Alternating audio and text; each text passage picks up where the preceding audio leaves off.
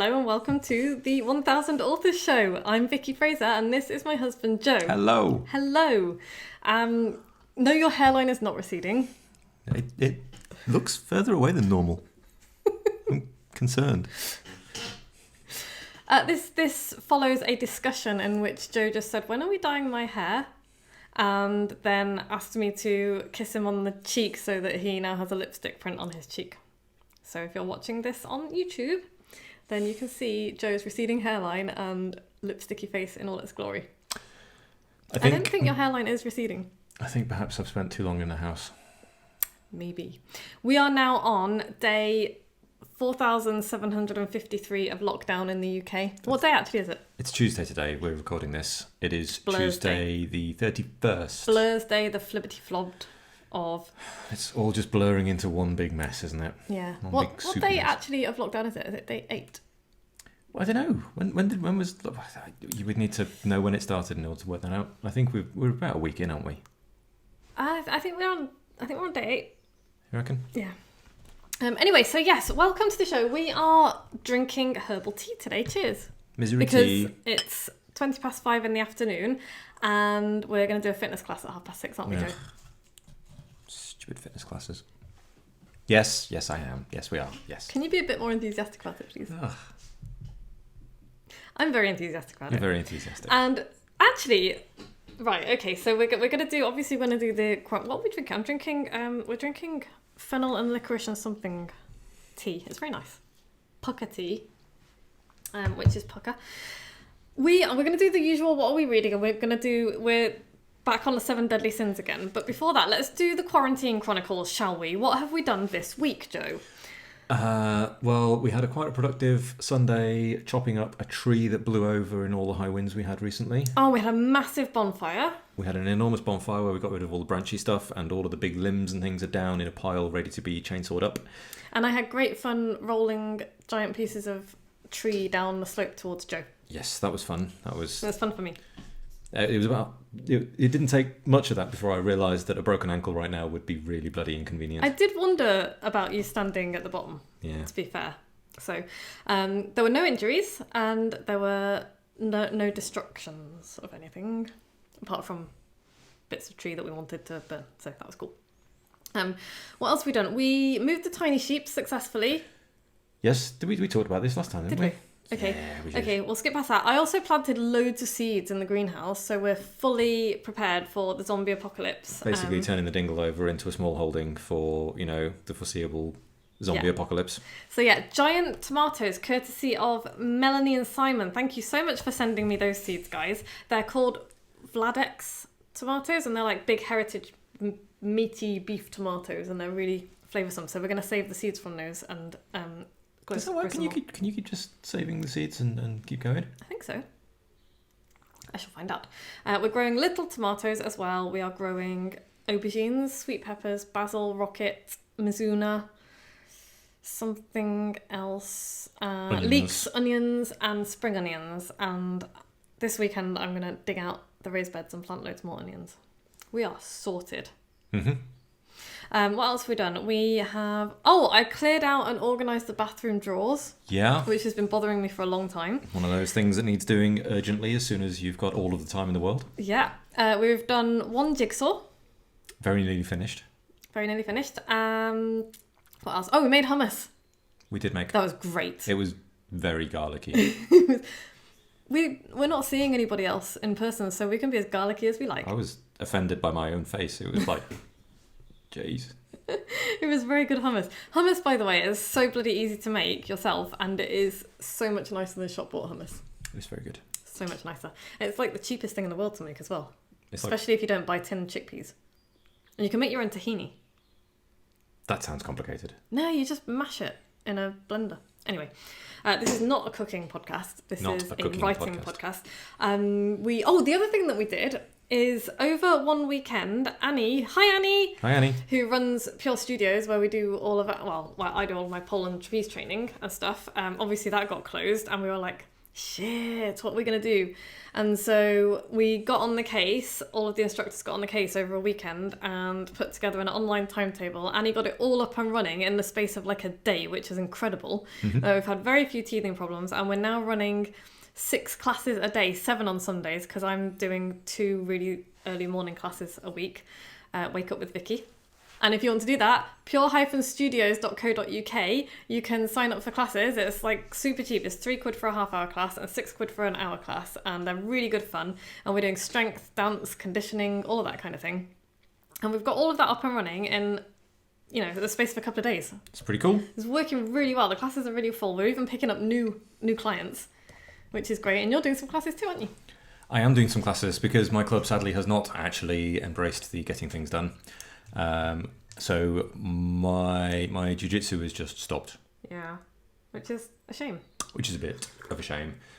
So I'm being forced to do contemporary dance and... You are not doing contemporary. I don't know what the hell's going on, frankly. I tried to get him to do contemporary dance last night and he actually ran out the door. He literally ran out the door. I'm noping my way out of that one. It was really good fun. So yeah, there's loads of really cool stuff going on, and I really want to hear your quarantine stories, dear listener. If you've got a story from quarantine, if you've got a really cool thing that you're doing at home with your kids, with your family, with your business, how are you pivoting your business so that you can keep selling stuff? And, are you getting shit from anyone for selling stuff? Because if you are, shut the door on them. Because, we're keeping the wheels of the economy moving as small business owners, so don't let anyone shame you into stopping selling. You're not holding a gun to anyone's head and forcing them to buy, and if they don't want to, they can, do something else. That's fine. So yeah, that's what we've been doing. Okay, what are we reading? Because this is, after all, a writing podcast. Well, I'm reading a series of books called The Wheel of Time by Robert Jordan. I'm gonna have to stop you from doing that. There's quite a lot of books in the series, and it kind of goes on forever. And now I feel overly invested, and like I'm just gritting my teeth until it finishes. But you can have a break, though. I can have a break. I think it's time for another break, Joe. Well, maybe. But anyway, it's very good, but there's an awful lot of it. To break the monotony of Joe's Wheel of Time answer, we've just binged watched on Netflix I'm Not Okay With This, which is like a little short comic book live action, drama thing. It's really good. Watch it. Very good. Really, really good. And we are also working our way steadily through every episode of Star Trek ever made. We did give up on the original series because I just got too pissed off with how stupid the crew were and how misogynistic the whole thing was. It was pretty misogynistic. I mean, it was ahead of its time, but you can't watch it now and be like, yeah, that's okay. It's like, that's not okay. That's really not okay. But TNG is great. Yeah. Yeah, we're enjoying that. So I'm reading The Starless Sea by Erin Morgenstern, and she wrote The Night Circus, and I love it. I love The Starless Sea. I'm loving it so much. It's just a feast for my brain. It's just great. I love it. It's beautiful. It's like a little fantasy about books. It's like a love story to books and libraries. Nice. I know, it's fabulous. And I've only got like that far into it, and it's that big. So for those of you listening in black and white, that was a small measurement followed by a large measurement. Yes. And non-fiction, I'm reading Surrounded by Idiots by Thomas Erickson, and it's all right. Oh. The idea is great. It's all about how to communicate with different people, and it's like they're not necessarily an idiot, they're just not hearing what you're saying, and it's all about how it's up to you to make yourself understood, not up to the listener to understand, which is exactly, as a writer and as somebody who teaches writing, that's exactly right. It is my responsibility as a communicator to make sure that whoever is listening to me understands what I'm saying. Mm-hmm. But it's all about how to talk to different types of people and what they might actually hear, because what you say is not necessarily what people hear, is it? Because if you're in a bad mood or you're feeling down, somebody might say to you, oh, have you thought about doing this? And what you hear is, you're shit at everything and you should just stop. But you know what I mean, right? Joe's giving me a look now that says you're insane. This is a whole level of subtext that I'm not sure I'm prepared to engage on. As a communicator, people can listen to what I say and then they can understand it, or they can get out. Right, I've suggested to Joe that he reads this book. And that was his response. So watch this space for stories of Joe being slapped by people. That's going to be fun. So yeah, what are we talking about this week, Joe? I have no idea. We're on 7 Deadly Sins. I mean, we're 10 minutes in and we haven't really... But this is how they go. This is what people want. This is what people want, okay. They've told me, I've Really? asked people, I've asked people. This is what they want. No, we like that. I'm like, really? I know, right? People are weird. Tangents. Right. By the way, hi, Wegard. Hi, Vegard. Nice to see you recently. Yeah. So yeah, we are talking about the 7 Deadly Sins, and we are on Deadly Sin number 5, probably not in the Bible number 5, but in this series number 5, which is lust. It's a good one. Lust. Yes. Right. And so do you know what the punishment for lust according to the Bible was? Ooh, I don't know. Being smothered in fire and brimstone. Oh. Brimstone being sulphur, isn't it? Yes, I believe so. It's yellow and smelly. Okay, that's not as fun as I was expecting. No, but I mean, if that's all that happens, then you would die fairly quickly. And so, whilst it's probably not a very nice way to go, it wouldn't last very long. Yeah, but it'd be like one of those Promethean deaths, wouldn't it? So you wake up every day, commit the same sin again, and then die horribly. Yeah. Okay. He spent an entire eternity having his liver and gizzards pulled out by eagles on the side of a mountain. That was careless of him. I mean, bad idea. But yeah. I'm assuming that in hell, time is infinite and you just keep doing it. Well, according to the TV show Lucifer, that is exactly what happens, and I feel like that's the authority on the matter. So it's as good as any other. Yeah. He was, after all, the Lord of Hell. So anyway, I reckon a more imaginative punishment for lust would be to spend eternity naked with the ex that you never want to see again. I think punishment should be appropriate to, the crime. They should fit. Yeah, and so, if you go to prison because you habitually kill spiders, then it should be an eternal death by tiny spider bites. If you kick puppies, it should be an eternal death by being nibbled to death by puppies, repeatedly, from the toes upwards. Okay, well, Yeah. when, you are in charge of hell, that is your choice. That's not my ambition. Is it not? No. Anyway, that would be my punishment for lust if I were into, being judgmental. I don't really see the connection between lust and fire and brimstone. No, me neither. Maybe because you get all hot and sweaty. I don't know. I'm grasping at straws, Joe. Anyway, this is all about writing a book, so let's find out how I've twisted this particular deadly sin into something that you can use while you're writing your book, dear listener. Okay. And I have managed to do this as well. Okay, well done. Thanks. Well done. So I'm segueing neatly into the difference between love and lust. Okay? Right. So the dictionary definition, according to the internet, of lust is a passionate desire for something, and it's sinful if you're going to get all judgmental about it. Right? Right. Love is an intense feeling of deep affection. I'm segueing that in a tortured manner into lust is greedy, because it's all about I want this, and love is a gift.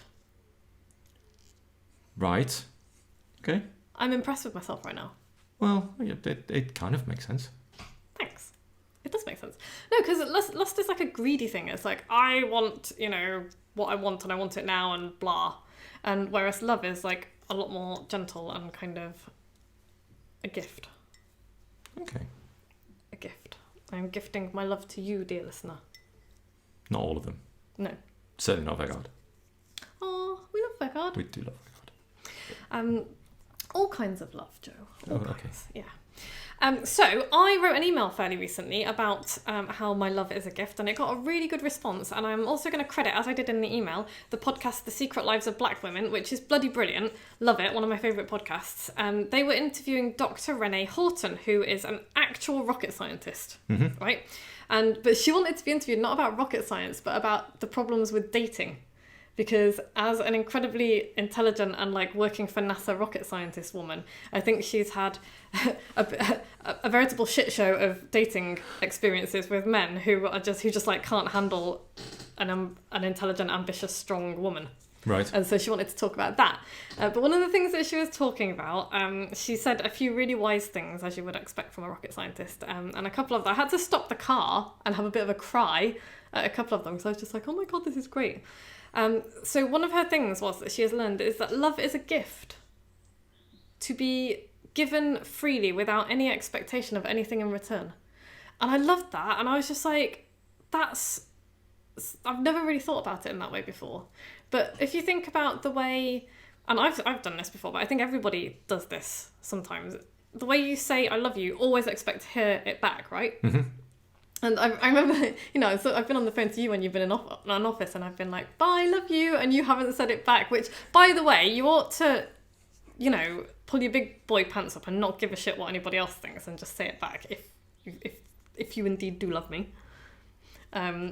He's glaring at me now. But also, I've said it with the expectation of hearing it back, and then I get all pissy when I don't hear it back, and I'm like, well, that's ridiculous. Because yes, it is. Yeah.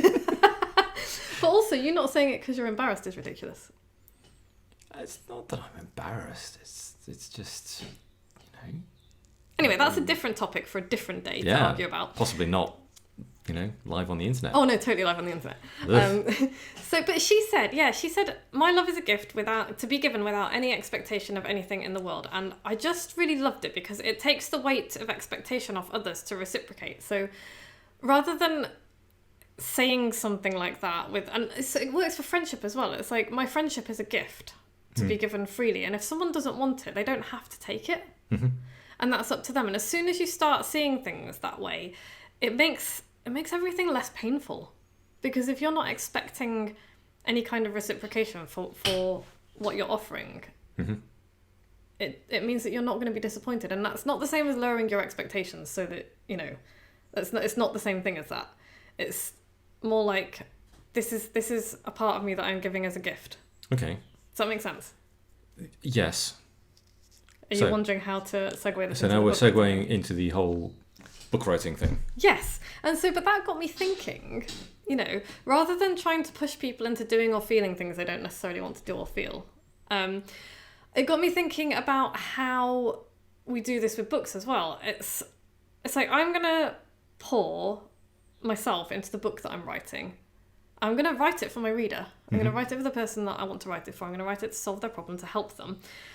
But then I don't have to tie my own self-worth into what other people's reactions are to my book. Right. Does that make sense? Mm-hmm. So I'm not constantly waiting for validation from outside of me, and that goes for friendship, for putting a book out there, for putting a product out there or a service or anything like that. It's like, I'm going to create this thing, whatever this thing is. I'm going to put it out there. And I hope you want it. And I'm going to charge money for it, because this isn't about giving stuff away for free. Mm-hmm. I hope you want it, but you are free to not want it. You are free to not like it, and you are free to completely ignore it. And I put it out there with the hope that people will want it and will want to pay for it and will want to, do more stuff with me. Okay. And it's a little bit, it's like it's related to, I do this with my books and my articles and all the rest of it. And I used to get really upset when I didn't get any comments back, or when I got negative comments or something like that. Mm-hmm. But if you put stuff out there without that expectation, it makes it a lot less painful. And it's a bit like what it says in the Bhagavad Gita and it says, it's on my wall behind me, you are only entitled to the action, never to its fruits. So you put all of the weight of expectation on what you can control, because you can't control what people think of the stuff that you put out there. You can only control the amount of work that you put into it and how you feel about it. What you achieve. Yeah. And if you know you've done your absolute best and you've put it out there with all good intentions to help people, that's enough. And if people want it, they will ask you for it, they will buy it. And if they don't want it, they will pass you by and carry on. And that's okay too. And that goes for pretty much anything that you create, really. Nice. Yeah. So I think I did pretty well with torturing lust into a 7 Deadly Sin about writing a book. So lust would be the equivalent of writing this book because you want things. You want things in return. You want stuff to come your way. Yeah. You want responses, and you want this and you want that. Yeah. And that's not the same... Because, you do write your book because you want it to help you grow your business, but that's not the same thing as writing it because you want people to validate you. Mm-hmm. That's not the same thing. I think there's an important but quite subtle distinction there. So I'm not saying this isn't about writing a novel. And, this goes for fiction writers as well. You will write the book that you want to write. You'll make it as good as you can. You want to make a living out of it. You want people to buy more of your books. You want people to buy your products and services if you're a business owner. And that's fine. You're putting it out there so that it can do that work for you. But you're not hanging your own self-worth and the weight of validation and the weight of expectation onto people liking it and doing something with it, because you can't control that. Okay. All you can control is what you create and how you put it out into the world. And so if you put it out there with all of this expectation, it's also going to stop you from finishing it. Yes, because you'll be scared. You'll be scared of the response. Yeah, and you're going to be scared anyway. I'm not saying that you're going to get to the point where you're going to create something, put it out there and not be scared. You're always going to be scared, because that is the nature of writing. It's always scary. I'm scared every time I send an email out to my list. I'm not saying that at all. But what I am saying is that if you put that much weight of expectation on what you're creating, it will stop you from doing your best work. It will hamper you. You will spend too much time kind of ruminating over it and worrying about what other people's reactions are going to be, which you have no control over at all. So rather than worrying about what other people's reactions are going to be, you put it out, you do the best you can, you get your beta readers, you do all of the preparation and stuff that I talk about in my book, which you can buy on Amazon. And and then you put it out there and you market it and you do that to the best of your ability, and then what comes to you comes to you. You can't control anything beyond what you do. Yeah. So, yeah. So that is my podcast all about lust, the fifth deadly sin of writing a book. Okay, cool. So what have we got left? Greed, wrath, something else. Oh no, that's 7 then, isn't it? Greed and wrath. Greed and wrath. Yeah, Mm-hmm. I'm working on it. Nice. All right, cool. So yeah, what's the takeaway, Joe? Let go of the expectations. You can only control your actions and not other people's responses. Remember that when you're locked up with your family and locked down. But you also have a choice. I wanted to say this as well, actually, because I heard somebody say, "Oh, this is, it's all miserable, it's all awful, none of this is fun, and blah blah blah." And yes, this is it's totally weird time, so weird, Unprecedented strangeness. But every day that you wake up, you have a choice to make this a good day or a bad day. And that is words of wisdom from Sue, who is one of my superheroes and one of the most beautiful people I know. And her daughter took her own life a year and a half ago. And if she can say that, if she can wake up every day and make a choice that today is going to be as good a day as she can make it, then I reckon the rest of us can as well. Because it is a choice. Yeah. And, you're still going to have shit days, and she has terrible days, of course she does. But she makes a choice every morning that this is going to be as good a day as I can make it. Because she's amazing. Hi, Sue. Hi, Sue. And yeah, I think we can do the same thing. So if you're having a bad day, remember, you can't control always what happens to you, but you can always control your reaction to it. I think that's super important. It's true. Yeah. Anyway, coming up next week, we are going to be talking about deadly sin number 6, which is greed. Nice. And how I'm going to wangle that into a podcast episode that's relevant. Joe may have interestingly coloured hair because, he's also doing an amazing eyebrow dance. You really need to get onto YouTube and watch that. It's freaking me out because it's the wrong side. Rightio. Moving on. So we're going to be doing greed next week. I'm going to have my blue hair because that is my trademark blue hair. Joe may have, I can't remember what colour we ordered. Was it lime green? I don't know. There was definitely some bleach involved, and then the brightest colour we could find, because clearly I'm a responsible grown-up and now is my opportunity to just have stupid hair. Yes, it's going to be so much fun. Oh my God, he's letting me loose on his hair with hair dye. And then I will shave it all off. No, he won't. Because I'm here all the time and I can hide all the clippers and it's going to be amazing. Anyway, so yeah, you're definitely going to want to tune into video next week because Joe's hair is going to be exciting. What's going on in my world? Just, you know what? It all went to shit. When the world ended, it all went to shit. So there is a waiting list for my live Write Your Book course. I'm still planning on starting the course on June the 1st. There is going to be a waiting list. Who knows whether it'll be alive when you get to listen to this podcast, because like I said, the world ended. So yeah, we'll see. But that's still going on. If you would like to do my live book writing course, drop me an email and I will make sure that you are among the first to know about it and are on the waiting list when it starts. If you have listened to every episode, email me with your postal address and I will send you a special silly gift. I'm trying to revive the ancient art of letter writing right now because we can't see people face to face. I'm really good at sending stuff through the post. I like doing that. If you've listened to every episode, let me know and I will send you something through the post. Nice. If you want a random thing, like my sister-in-law the other day on Facebook was like, said I was just like buying random stuff for the villagers, and she was like, I would like Harrison Ford and a sherbet dib dab, so I sent her Harrison Ford and a sherbet dib dab because I'm hilarious. Oh, she liked it. She did. Right, go and rate us on iTunes. 5 stars. And a review. Joe likes reading the reviews. I do. Makes him happy. And if you know someone who will enjoy this nonsense, send them a link. moxiebooks.co.uk /podcast. We will be doing the Quarantine Chronicles every episode, as well as, the normal rambling. I think they're going to get sketchier and sketchier as we go through. Yes. And I also would like to say thank you so much to Harriet, who is my assistant. Hey, Harriet. She's amazing. And happy birthday, because it was her birthday actually quite a long time ago now that you're listening to this, but not a long time ago when we're recording it. Time travel. I would also like to say thank you so much to the guys at Podfly, Eric and Anne, and all of the guys who do our editing and stuff, because they are still working. They are still keeping the podcast running for us, even though Costa Rica is as locked down as we are. So thank you guys. You are absolute superstars and we love you, and you always do an amazing job. So thanks for that. And we'll be back same time next week. Yay. Bye. Bye.